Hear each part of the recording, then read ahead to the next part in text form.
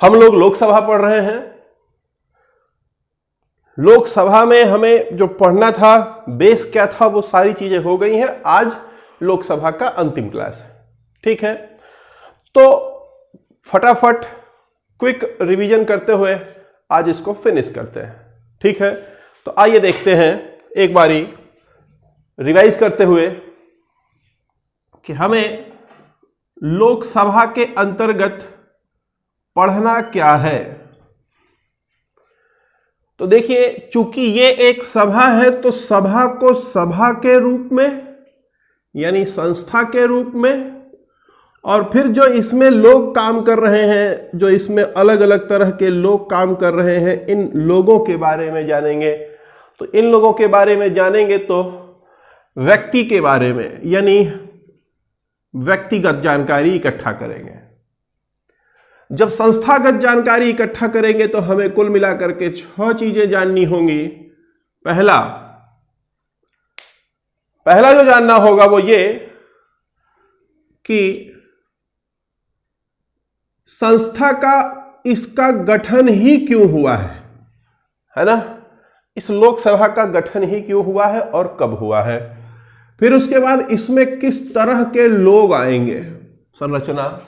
जो लोग आएंगे जब पहली बार मिलेंगे तो उसे प्रथम अधिवेशन कहा जाएगा, और जब प्रथम अधिवेशन होगा तो निष्कर्ष क्या निकलेगा उसको पढ़ना था।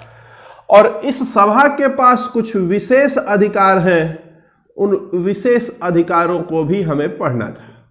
फिर उसके बाद इस सभा में आरक्षण है तो आरक्षण भी पढ़ना था, और अंत में यह पढ़ना था कि इस सभा का गठन जिस उद्देश्य के साथ हुआ है, क्या ये सभा वो उद्देश्य पूरा कर पा रही है या नहीं।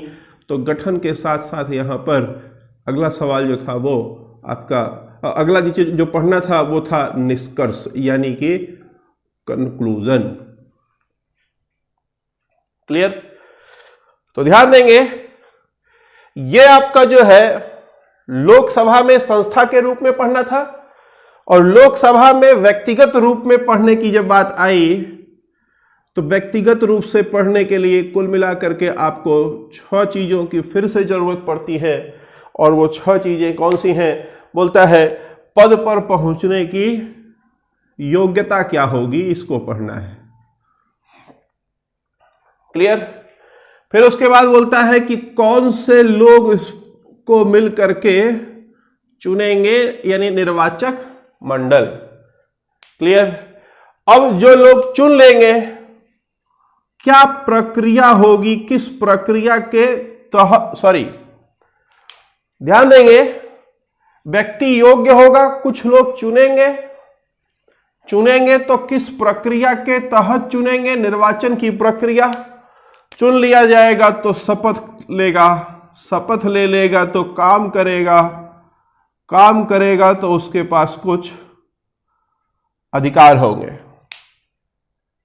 क्लियर है। ध्यान देंगे, आगे बढ़ते हैं। अगर वो कार्य कर रहा है तो कुछ वेतन और भत्ता उसे मिलेगा, और अगर गलत काम करेगा तो उसे हटाया जाएगा। यही इतनी चीजें आपको पढ़नी थी, है ना। ये फिगर पहले से बनाया हुआ है पहली क्लास में मैंने, इसलिए इसको मैंने छोटा सा बनाया है। आज खत्म हो रहा है लोकसभा आपका। मैंने इसको भी बताया था कि इसके अलावा इसकी प्रस्तावना पढ़नी है। प्रस्तावना में 2 चीजें पढ़ना था, एक तो इसका नामकरण, दूसरा भारत का संघीय ढांचा पढ़ना था। क्लियर है। इस पूरे में आपने देखिए पहली क्लास में नामकरण और संघीय ढांचा पढ़ा था। अगली क्लास में आपने इसकी गठन मतलब लोकसभा का गठन क्यों हुआ, वो जब आप इसकी प्रस्तावना पढ़ रहे थे उसी समय आपको इसका जवाब मिल गया था। कौन से लोग होंगे, कितने लोग होंगे, वो पढ़ लिया आपने। संरचना, जो लोग आएंगे उनकी योग्यता क्या होगी, वो आपने ये देखा है। यहां पर योग्यताओं के आधार पर केवल चुनाव नहीं लाया जा सकता, कुछ शर्तें पूरा करनी पड़ेंगी, तो शर्तें भी आपने देख लिया है। कौन लोग चुनेंगे, तो बोलता है जो लोग चुनेंगे उन्हें निर्वाचक मंडल कहेंगे। किस प्रक्रिया से चुनेंगे? इस प्रक्रिया से, first past the post system से चुनेंगे। बोलता है कि जब सब लोग चुन लिए जाएंगे तो प्रथम अधिवेशन होगा। प्रथम अधिवेशन देखिए, प्रथम अधिवेशन के ये निष्कर्ष हैं। इसके पहले वाली जस्ट पिछली क्लास में आपने विशेषाधिकार पढ़ा है, जस्ट पिछली वाली क्लास में विशेषाधिकार खत्म हुआ। अब देखिए कार्य अधिकार पढ़ना है। तो अब जो बच गया है, क्या क्या पढ़ना बच गया है उसको देखिए। कार्य अधिकार, ये देखिए आपने गठन पढ़ लिया, संरचना पढ़ लिया, प्रथम अधिवेशन पढ़ लिया, विशेषाधिकार पढ़ लिया। क्लियर? यहां पर आपने योग्यता पढ़ लिया, निर्वाचक मंडल निर्वाचन की प्रक्रिया पढ़ लिया, शपथ ग्रहण पढ़ लिया है। अब पढ़ना है कार्य अधिकार, वेतन हटाया जाना, आरक्षण और निष्कर्ष। क्लियर? तो आज हम लोग इसको पढ़ करके खत्म करेंगे। तो क्लियर हो गया क्या क्या पढ़ना बाकी है? तो आइए देखते हैं।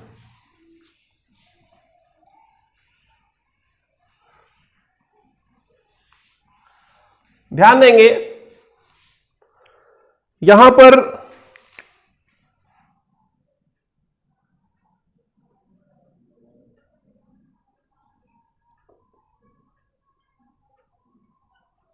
बात हमारी समझिएगा।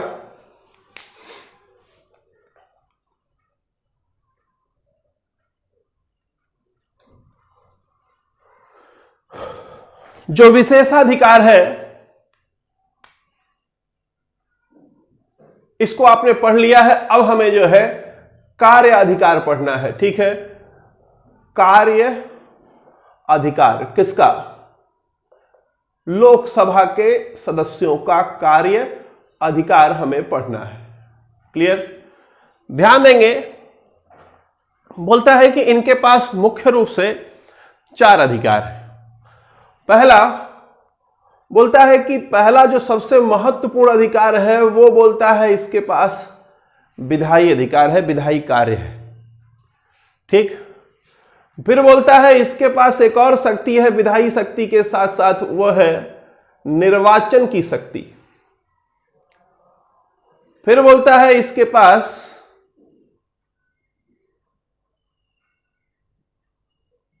वित्तीय शक्ति भी है, वित्तीय शक्ति। और आगे बोलता है इसके पास एक और शक्ति है, वो है न्यायिक शक्ति। ठीक है, legislative power, elective power, finance power और जुडिशियल पावर। ये 4 तरह के पावर हैं। ये जो चारों पावर हैं, ये चारों पावर किस तरह से वो इस्तेमाल करता है इसको समझते हैं फटाफट।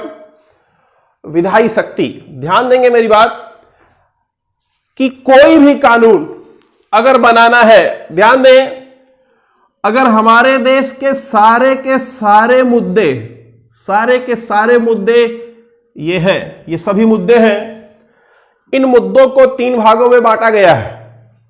बोलता है कुछ मुद्दा होगा जो केंद्र का होगा, कुछ मुद्दा होगा जो राज्य का होगा और कुछ मुद्दा होगा जो दोनों का होगा। केंद्र और राज्य दोनों का होगा, जिसे हम लोग समवर्ती कहेंगे। क्लियर है? बोलता है कि कोई भी मामला होगा जिस पर केंद्र सरकार कानून बना सकती हो, मतलब केंद्रीय स्तर पर कानून बनता हो, यानी केंद्र सूची के विषयों पर और समवर्ती सूची के विषयों पर जब संसद कानून बनाने जाएगी तो बोलता है बिना लोकसभा की सहमति के कोई भी कानून संभव नहीं है।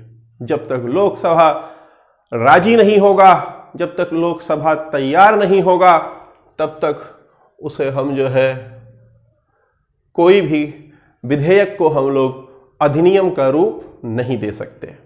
क्लियर? तो ये हो गया इसकी विधायी शक्ति। बात करेंगे निर्वाचन की शक्ति। तो किसको चुनता है?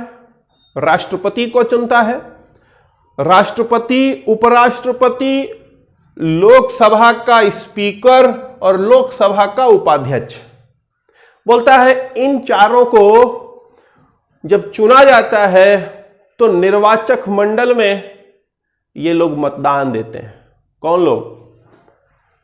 यही चारों जो है यही लोकसभा के लोग मतदान करते हैं। समझ में आ गई बात? आगे बढ़े, ध्यान दीजिएगा। आगे बोलता है आगे बोलता है कि वित्तीय शक्ति की बात करता है। वित्तीय शक्ति के बारे में ध्यान देंगे मेरी बात। भारत में जन निधि, संचित निधि और उसके बाद आकस्मिक निधि। ध्यान दीजिएगा ये बात, ये 3 निधियां हैं। जनता की निधि है ना, पब्लिक फंड, संचित निधि कंसोलिडेटेड फंड ऑफ इंडिया, और आकस्मिक निधि कंटिंजेंसी फंड। ये 3 तरह के फंड हमारे देश में हैं। कंटिंजेंसी फंड को अगर छोड़ दिया जाए, क्योंकि कंटिंजेंसी फंड जो है वो राष्ट्रपति के अंडर में होता है। कंटिंजेंसी फंड से अगर पैसा खर्च करना हो तो राष्ट्रपति की सहमति से पैसा खर्च होता है। राष्ट्रपति की अनुमति उसके अधिकार क्षेत्र में आता है कि वह अनुमति देगा तो उससे पैसा खर्च होगा। क्लियर?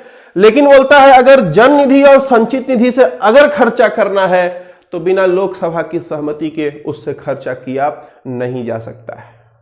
किस तरह से पैसा आएगा और किस तरह से पैसा जाएगा, ये दोनों का फॉर्मुलेशन संसद में करेगी, संसद ही करेगी। और संसद में लोकसभा जो चाहेगी वैसा होगा। लोकसभा अगर जैसा कानून बनाती है, राज्यसभा को मानना वो मजबूरी होती है। पिछले क्लास में मैंने आपको पढ़ाया था कि धन से संबंधित मामलों में ऐसा होता है। समझ में आ रहा है बात? बढ़ चले आगे। आगे देखिए, अंत में बोलता है न्याय करने की शक्ति, न्यायिक शक्ति है। देखिए, न्याय करने की शक्ति की जब बात करेंगे तो राष्ट्रपति को, उपराष्ट्रपति को, लोकसभा के स्पीकर को, उपाध्यक्ष को, नियंत्रक महालेखा परीक्षक को, भारत के जो सर्वोच्च न्यायालय के मुख्य एवं अन्य न्यायाधीशों को, और भारत के उच्च न्यायालयों यानी हाई कोर्टों के मुख्य एवं अन्य न्यायाधीशों को अगर उनके पद से हटाना है, क्लियर है, तो हटाते समय ये उसमें भाग लेगा। अगर ये ना चाहे, लोकसभा ना चाहे, तो जिनका जिनका मैंने अभी नाम लिया, इन लोगों को हटाया नहीं जा सकता है। समझ पा रहे हैं बात आप हमारी? क्लियर हो रहा है पॉइंट? तो ये बेसिकली 4 कार्य अधिकार जो है,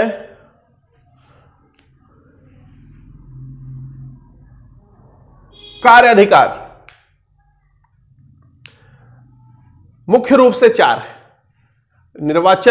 विधायी शक्ति, निर्वाचन शक्ति, वित्तीय शक्ति और न्यायिक शक्ति। अब देखिए, व्यक्ति योग्य है, शर्तों को पूरा करता है, चुना जाता है, चुना गया तो यहीं पे शपथ हो गया उसका। ठीक है, शपथ कौन दिलाएगा आपको पता हो चुका है। अधिकार राष्ट्रपति के पास है, लेकिन राष्ट्रपति अपना अधिकार प्रोटेम स्पीकर को देता है, तो प्रोटेम स्पीकर बाकी लोगों को शपथ दिलाता है। ठीक, शपथ हो गया, विशेष अधिकार क्या है वो पता चल गया, कार्य क्या है वो पता चल गया। ठीक, अब काम करेगा तो पैसा चाहिए, वेतन चाहिए, है ना। तो देखिए, कार्य अधिकार के बाद अब अगला चीज जो है वो है आपका वेतन, है ना। तो लोकसभा के सदस्यों का जो वेतन होगा वो वेतन कितना होगा उसको समझिए। ध्यान देंगे मेरी बात, यहां पर बात आएगी सैलरी की, वेतन एवं भत्तों की बात जब करेंगे हम लोग, उसके साथ में हम लोग इसके एक निधि की भी बात करेंगे। ठीक है, वेतन एवं भत्ता, सैलरी एंड अलाउंस। ध्यान दीजिएगा, बढ़ेगा। अभी जो मैं बताने जा रहा हूं ये भी बढ़ेगा, क्योंकि काफी पहले से ही ये वेतन निर्धारित है। राष्ट्रपति का, उपराष्ट्रपति का बढ़ गया है, लोकसभा यानी संसद के सदस्यों का भी वेतन बढ़ेगा ही। ध्यान देंगे, लेकिन वर्तमान में जो अभी है बोलता है कि रुपया 45,000 पर मंथ, ये उसका वेतन है। 45,000 रुपए हर महीना वेतन है। ठीक है, आगे बोलता है रुपया 45,000 ही हर महीने, बोलता है कि इसे कार्यालयी खर्च मिलता है। कार्यालयी खर्च मिलता है। कार्यालय का खर्च मतलब जैसे भाई आपने सांसद चुन दिया है तो वो आपका सेवक, जनता का सेवक है, उसके पास पैसा कहां से आएगा बताओ? सेवा आपकी कर रहा है तो पैसा भी तो आप ही से लेगा, है? तो ध्यान दें, 45,000 रुपया पर मंथ वो वेतन ले रहा है ना? 45,000 रुपए जब वो हर महीना वेतन ले रहा है आपसे, तो ध्यान देंगे मेरी बात यहां पर कि ये वो काम करने के बदले वेतन ले रहा है और ये 45,000 रुपए जो उसे मिल रहा है कार्यालय पर खर्च करने के लिए मिल रहा है। ठीक है, ये कार्यालय में खर्च करने मतलब कार्यालय के जो खर्चे आते होंगे। अब आप मान लो यहां से चले गए उसके कार्यालय पर, तो चाय पानी तो पिलाएगा ना, तो खर्चा आएगा कि नहीं आएगा? अब चूंकि वो आपका सेवक है, आपका सेवक है तो उसके पास पैसा तो होगा नहीं, जाहिर सी बात है। आप देंगे वेतन उसको सरकार देगी तभी तो वो खर्चा करेगा आपके ऊपर, और नहीं खर्चा किया तो आप गाली दोगे उसको, बोलोगे गए थे पानी भी नहीं पिलाया है। तो ये हो गया 45,000 रुपए कार्यालय खर्च हो गया। फिर उसके बाद बोलता है 45,000 रुपया, 45,000 मतलब 45,000 ही, और क्या होगा पता है? बोलता है 45,000 ही और ये भत्ता के रूप में हर महीने पाएगा। ठीक है, अब ये भत्ता क्या है? अब देखिए जैसे आपके एरिया में है सांसद, है ना, आपने सांसद को बुला लिया, फला चीज आइए सर उद्घाटन कर दीजिए। अब उसको 45,000 केवल वेतन मिल रहा है। अब उसी में गाड़ी से आएगा तो गाड़ी में पेट्रोल कहां से आएगा बताओ, है? और तमाम चीजें, कोई दौरा कर रहा है, कहीं जा रहा है, कोई देख रेख कर रहा है, जनता की समस्या देखने जा रहा है अगर, तो आने जाने में खर्चा होगा कि नहीं होगा? तो आने जाने में जो खर्चा होगा उस पर 45,000 रुपए हर महीने, ये हर मंथ पे है, हर महीने भत्ता मिलेगा। क्लियर है? इसके अलावा अब और देखिए, इसके अलावा बोलता है कि रुपया 2,000 पर डे, हर महीना हर दिन के हिसाब से 2,000 रुपया अलग से इसे भत्ता दिया जाता है। अब सवाल उठता है ये क्यों दिया जाता है? बोलता है कि ये उसे तब दिया जाता है 2,000 पर डे जिस दिन वो सदन में रहता है, संसद के अंदर जाता है और काम करता है हमारे लिए, आपके लिए। तो देखो ना, आपके लिए कोई इंसान काम कर रहा है, अपने एरिया में काम कर रहा है तो अलग बात है, लेकिन जब उसे आप कहीं भेजोगे किसी ट्रिप पर कि जाओ वहां पे मेरा काम करके आओ, तो वहां जाएगा तो खर्चा आएगा ना जी। तो ये खर्चा है अलग से 2,000 रुपए पर डे का, तो ये भी अलग से लेता है। बात समझ में आ रहा है? चले आगे। अब ध्यान दीजिएगा, ये तो हो गया उसका वेतन भत्ता, है ना। यहां पर एक चीज मैं और आपको बताना चाहूंगा कि इसके वित्तीय अधिकार में छूट गया था थोड़ा, मैंने बताना भूल गया मैं उस समय। ध्यान दीजिएगा, इसके वित्तीय अधिकार में एक है MPLAD स्कीम। MPLAD स्कीम है member of parliament local area development scheme. Member of parliament local area development scheme, जिसे हम लोग सांसद निधि भी या संसद निधि भी कहते हैं। तो हर सांसद को रुपया 5 करोड़ हर साल मिलता है MPLAD स्कीम के तहत। समझ पा रहे बात आप हमारी? क्लियर हो गया? चले आगे। ध्यान दीजिएगा, अब लगभग चीजें आप वेतन भी समझ गए, है ना। अब जो बच रहा है 2 चीजें, पहला कि इसको हटाया कैसे जाएगा और दूसरा आरक्षण। ठीक है, तो देखिए यहां पर आरक्षण वाली जो बात है, ये मैं क्वेश्चन आपको देता हूं, ठीक है, ये काम आपका है कि वर्तमान में आरक्षण कितना है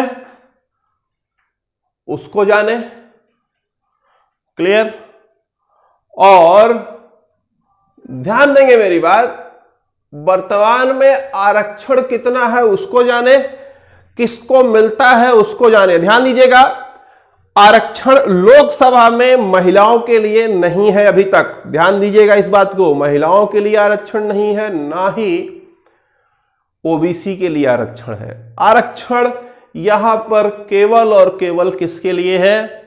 एससी और एसटी के लिए आरक्षण है, ठीक। एससी के लिए 84, एसटी के लिए 47 सीटें वर्तमान में आरक्षित है। ये जो आरक्षण आप देख रहे हैं, यहां पर हम आपको एक चीज बताना चाहेंगे, जो इन जनरल नॉर्मल तौर पर आरक्षण जो है वो उस पर कुछ चीजें, कुछ क्वेश्चन जो है मैं आपके सामने पूछना चाहूंगा, ठीक है, और कुछ चीजें मैं आपको बताना भी चाहूंगा कि आरक्षण जो है किस तरीके का होता है, ठीक। ध्यान देंगे, उस पर अभी लास्ट में आएंगे, एकदम अंत में आएंगे, क्लास खत्म, मतलब सब कुछ खत्म होने के बाद आरक्षण पर आएंगे। उससे पहले देखिए कि जो हटाया जाता है इसको, किसको? जो संसद सदस्य होगा उसको अगर हटाना है तो कौन हटा सकता है, यानी हटाया जाना। अगर ये गलत काम कर रहा है तो इसको इसके पद से हटाया जा सकता है, क्लियर है। ध्यान देंगे मेरी बात, ये जो आरक्षण है किस अनुच्छेद में है ये भी सवाल पूछता है, आप इसको भी पता करेंगे किस अनुच्छेद में है, ठीक। फिर उसके बाद एक और चीज आप पता करेंगे कि किस राज्य में सबसे ज्यादा एससी के लिए सीटें आरक्षित हैं, फिर किस राज्य में सबसे ज्यादा एसटी के लिए यानी अनुसूचित जनजाति के लिए सीटें आरक्षित हैं, ये भी आप पता करेंगे। समझ पा रहे हैं बात हमारी आप? तो देखिए, योग्यता, शर्तें, व्यक्ति योग्य है, शर्तों को पूरा करता है, ये लोग मिलकर के इस सिस्टम से चुनते हैं। तो ये देखिए, पहले दिन जब इकट्ठा होते हैं तो ये होता है, ये काम करते हैं, ये वेतन मिलता है, लेकिन अगर गलत अधिकार का इस्तेमाल करेंगे तो उन्हें हटाया जाएगा, ठीक। हटाया जब जाएगा तो हटाने का अधिकार किसके पास है ये समझते हैं, ठीक है। ध्यान देंगे, बोलता है कि इसको हटाने का अधिकार किसको? लोकसभा के सदस्य को हटाने का अधिकार उसके स्पीकर के पास होता है, यानी कि जो उसका अध्यक्ष होगा वही उसको उसके पद से हटा सकता है, क्लियर। वही उसको उसके पद से हटा सकता है। अब ध्यान देंगे, यहां पर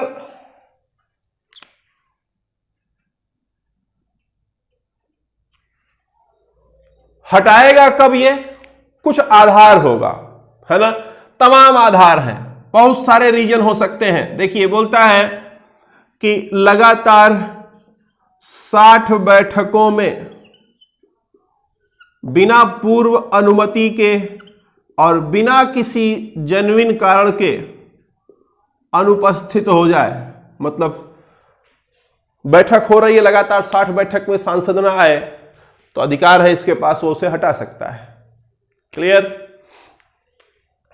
और बोलता है कि अगर मर्यादा का उल्लंघन करे,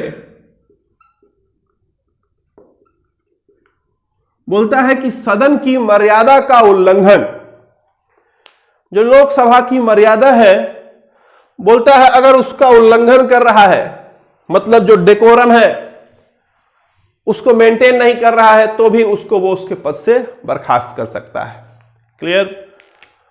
आगे बोलता है कि वह अयोग्य घोषित कर दिया जाए, न्यायालय द्वारा अयोग्य घोषित कर दिया जाए, किसी भी ग्राउंड पर, किसी भी ग्राउंड पर वो अयोग्य अगर घोषित हो गया न्यायालय ने घोषित कर दिया कि इसने जो भी चीजें लगाई थी, मतलब जो भी सर्टिफिकेट लगाया था या जो भी जानकारी दी थी अपने बारे में गलत दी हुई थी, अयोग्य घोषित हो गया तो भी उसको हटा सकता है। ये क्लियर है? या उसको कारावास हो जाए, आजीवन कारावास हो जाए, या 2 वर्ष से अधिक का उसे जेल हो जाए तो अयोग्य घोषित हो जाएगा। अयोग्य घोषित होते ही उसे उसका स्पीकर वहां से हटा सकता है। बात समझ आ रही है कि नहीं? 60 बैठकों में अनुपस्थित हो, मर्यादा का उल्लंघन कर रहा हो, अयोग्य घोषित हो गया हो, और है दल बदल लिया हो, दल बदल लिया हो, है ना, बहुत सारे हैं। दल बदल लिया हो, मान लो आप जीत के आए हो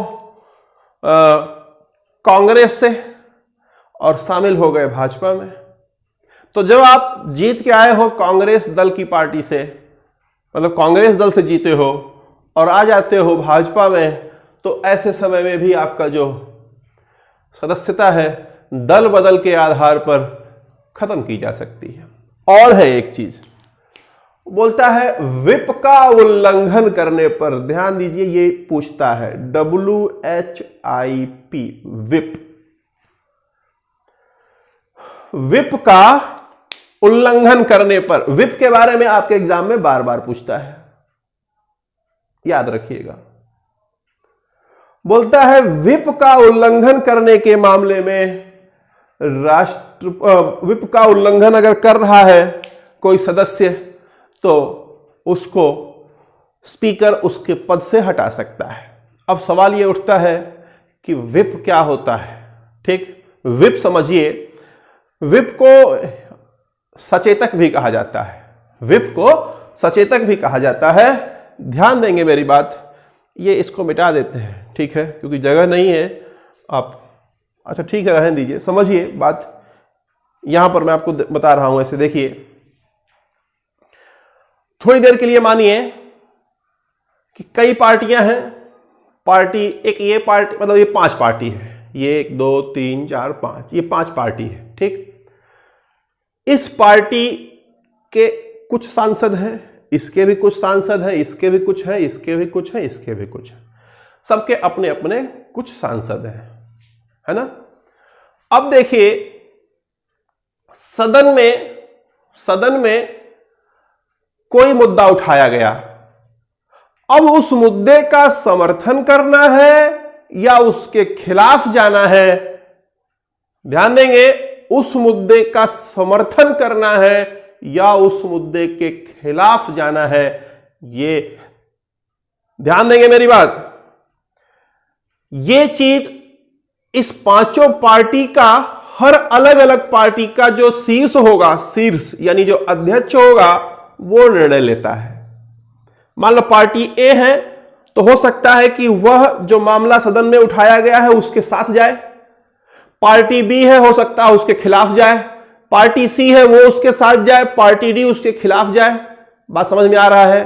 तो अब देखिए, अगर पार्टी ए को लगता है कि उसके सारे सांसद उसके साथ जाएं, तो सारे सांसदों को एक सचेतक जारी किया जाता है कि आप सभी लोग साथ जाएंगे, यानी कि हम लोग सारे के सारे, अपनी पार्टी के सारे सदस्य इस मैटर में हां पर वोट करेंगे, और दूसरा वाला जारी करेगा कि नहीं, मैं इस मैटर पे हम लोग ना पे करेंगे।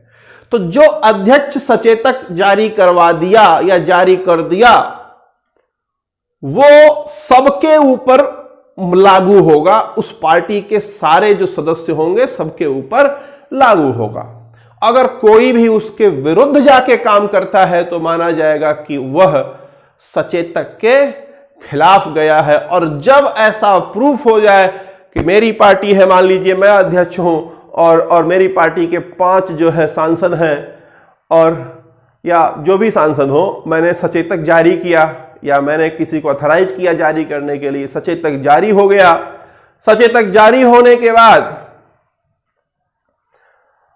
सारे के सारे सदस्यों को उसी सचेतक के हिसाब से मतदान करना होगा। सचेतक में हां है तो आपको हां करना होगा, ना है तो ना करना होगा। अगर आप इसके खिलाफ गए कोई भी सदस्य तो उसकी सदस्यता समाप्त हो जाएगी। बात समझ में आ रहा है? तो ये है बेसिकली, ऐसे तमाम और अधिकार हैं जो महत्वपूर्ण आधार थे, उसको मैंने आपको बता दिया कि इन आधारों पर उसको हटाया जा सकता है। ध्यान दीजिए। अब इसके आगे आरक्षण बचता है, क्योंकि समय बहुत ज्यादा नहीं बचा हुआ है।